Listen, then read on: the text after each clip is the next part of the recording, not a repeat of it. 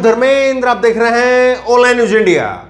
नुपुर शर्मा को लेकर के जब अरब देशों ने आवाज उठाई, जब अरब देशों ने भारत के राजदूतों को बुला करके माफी मांगने को कहा, जब भारत के प्रोडक्ट का बॉयकॉट किया गया, उस वक्त में भारत के अंदर जो अंधभक्तों की एक गैंग है, उन्होंने क्या कहा? उन्होंने कहा कि देखिए साहब, ये तो मुसलमान है, मुसलमान के लिए तो रोएंगे ही। इस तरह की बातें जो हैं वो सोशल मीडिया पर चली। लेकिन एक खबर हम आपको दिखा रहे हैं नेपाल की, और नेपाल वो देश है जिसको यहां पर अंधभक्तों की गैंग कहती है कि वो हिंदू देश है।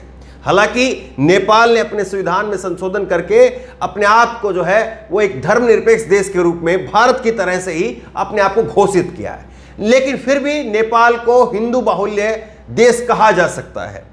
अब नेपाल के अंदर प्रोटेस्ट हुआ है, और नेपाल के अंदर जो है वो भारत के दूतावास के बाहर प्रोटेस्ट हुआ है। सोच करके देखिए, एक छोटा सा मुल्क है नेपाल, और नेपाल में कई सारी सरकारी योजनाएं भारत के पैसों से चलती है, लेकिन वहां पर भी भारत के दूतावास के बाहर आकर के लोग प्रोटेस्ट कर रहे हैं, विरोध प्रदर्शन कर रहे हैं।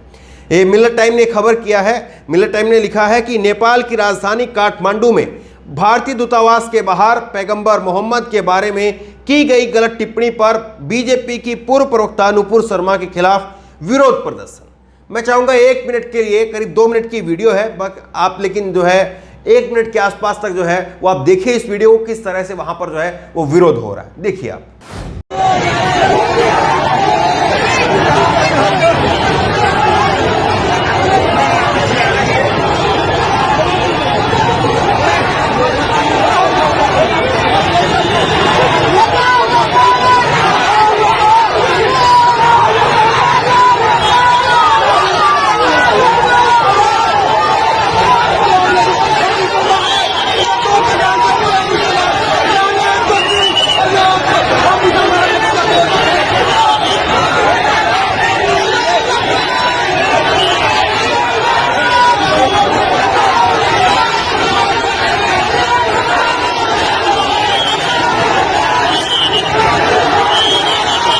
अब सवाल इस बात का है कि नेपाल में विरोध प्रदर्शन हो रहा है, लेकिन क्या टीवी पर यह दिखाई जा रहा है?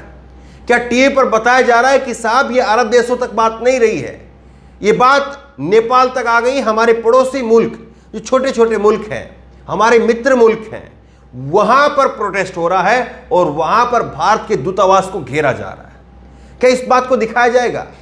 और देखिए, सबसे बड़ी बात यह है कि मोदी के साथ में एक ही चीज सबसे ज्यादा जोड़ी जाती है, वो है विदेशों में डंका बजना।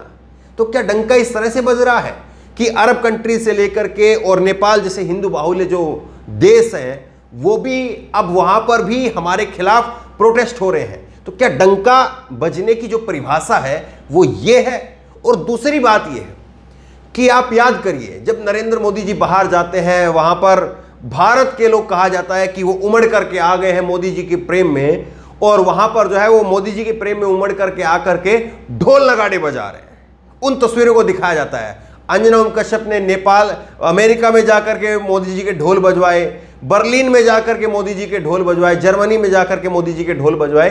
तो इस तरह से जगह जगह पर जो ढोल बजवाने का काम किया, उन तस्वीरों को, उन चीजों को 24-24 घंटे दिखाया जाता है।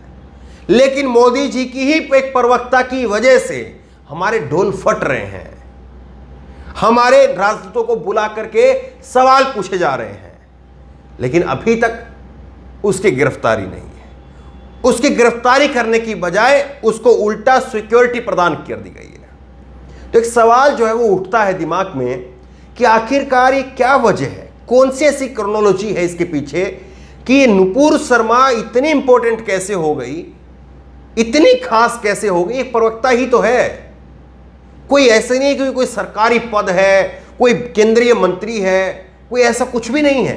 एक प्रवक्ता है महज, एक पार्टी विशेष की, भारत सरकार का भी कोई लेना देना नहीं है। तो उस प्रवक्ता की वजह से, किसी एक शख्स की वजह से, किसी एक व्यक्ति की वजह से अगर भारत की इतनी फजीयत हो रही है, भारत के जगह जगह पर दूतावासों को घेरा जा रहा है, वहां पर क्या खबरें नहीं चल रही होंगी? वहां पर क्या टीवी पे नहीं दिखाया जा रहा होगा? तो क्या उसको अगर कम से कम जो है वो लोगों के संतुष्टि के लिए, और लोगों की जिस तरह से भावना आहत हुई है, जो एफआईआर दर्ज की गई है और खुद भाजपा ये मानती कि हाँ उसने गलती की, इसीलिए उसको सस्पेंड किया है, तो कम से कम जो है उसको एक बार थाने में ले जा करके उससे पूछताछ तो करवाई जाए। लोगों को ये तो लगे कि हाँ चलिए कानून काम कर रहा है। ये दिखाई, न्याय केवल जो है वो होना ही नहीं चाहिए, बल्कि न्याय होता हुआ दिखाई देना चाहिए। यही न्याय की प्रक्रिया है, यही न्याय का जो है परिभाषा है।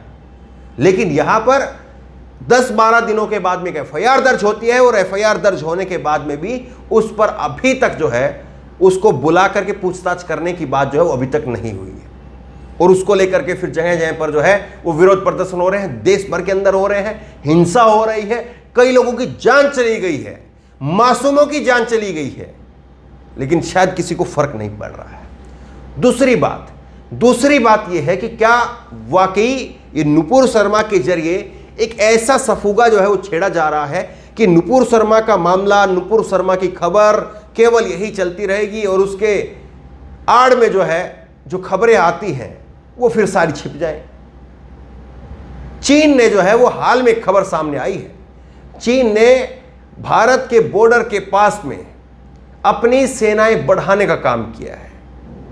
वहां पर ब्रिज बनाने का काम जो है वो लगातार चीन की तरफ से किया जा रहा है। कई सारी खबरें हमने दिखाई है, कई जो है आपने अरुणाचल प्रदेश की सीमा के पास में वहां पर गांव बसा लिए चीन ने, वो खबरें हमने आपको दिखाई हैं। तो आप ये बताइए कि क्या उन सब खबरों के ऊपर किसी का ध्यान नहीं जाए? देश की महंगाई, बेरोजगारी, देश की जो मूल समस्याएं हैं, नुपुर शर्मा केवल देश की समस्या नहीं है, नुपुर शर्मा तो बहुत छोटी है उन सारी समस्याओं के ऊपर, लेकिन क्या उन समस्याओं के पीछे जो है वो लोगों का ध्यान ही नहीं जाए, इसीलिए सारा जो है ये सफुगा चल रहा है? एक बड़ा सवाल ये, आप खुद सोचिए कि आखिरकार एक व्यक्ति विशेष की, एक शख्स की जो है वो गिरफ्तारी क्या नहीं हो जानी चाहिए जब वो इतने बड़े मुद्दों को जो है वो प्रभावित कर रहा है और उसकी वजह से टेलीविजन से लेकर के सोशल मीडिया तक कहीं पर कोई और स्पेस में जगह नहीं बन रही है। तो बहरहाल जिस तरह से नेपाल के अंदर प्रोटेस्ट हुआ है और उससे पहले भी तमाम अलग अलग दुनिया के देशों में जो है वो प्रोटेस्ट हो रहा है नुपुर शर्मा को लेकर के, उसको लेकर के आपकी राय क्या है? नीचे कमेंट बॉक्स में अपनी राय जरूर दें। इस खबर को लेकर, इस वीडियो को लेकर आपकी जो भी राय हो नीचे कमेंट बॉक्स में अपनी राय जरूर दें। और इसी तरह की तमाम खबरों के लिए ऑनलाइन न्यूज़ ने सब्सक्राइब करें, साथ में जो बेल आइकन है घंटी उसको जरूर दबाएं ताकि जैसे वीडियो अपलोड करें उसकी नोटिफिकेशन आपको तुरंत मिल सके। धन्यवाद। इस खबर को अभी लाइक करें, शेयर करें, अभी चैनल को सब्सक्राइब करें और घंटी जरूर दबाएं।